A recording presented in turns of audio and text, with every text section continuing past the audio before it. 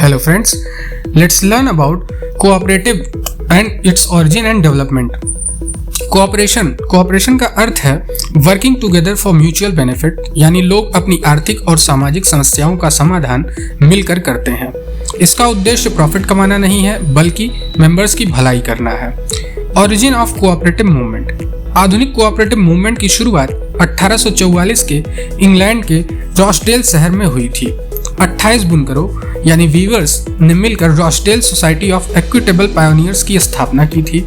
इन लोगों ने उचित मूल्य पर अच्छी गुणवत्ता का सामान उपलब्ध कराया और पूरी दुनिया को कोऑपरेटिव प्रिंसिपल्स दिए, जो कि हैं voluntary membership, democratic control, one member one vote, limited interest on capital, education and training. इसी कारण रॉसडेल को birth place of modern cooperative movement कहा जाता है।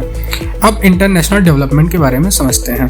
1895 में इंटरनेशनल कोऑपरेटिव अलायंस ICA की स्थापना हुई। इसका उद्देश्य दुनिया भर की कोऑपरेटिव सोसाइटीज को एक मंच देना और कोऑपरेटिव प्रिंसिपल्स का प्रचार करना था। आज भी ICA कोऑपरेटिव मूवमेंट की सर्वोच्च वैश्विक संस्था मानी जाती है। Development in India.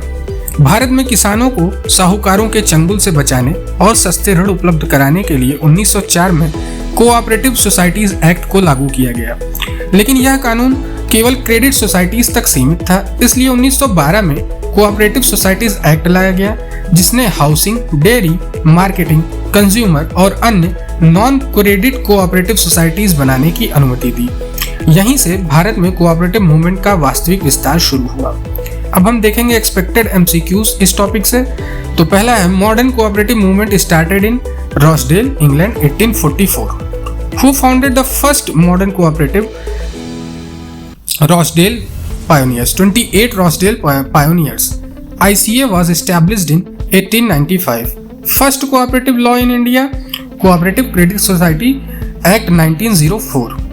Which act allowed non-credit cooperative societies? Cooperative Societies Act 1912. So thank you for watching. Do like, share and subscribe. Radhe Radhe.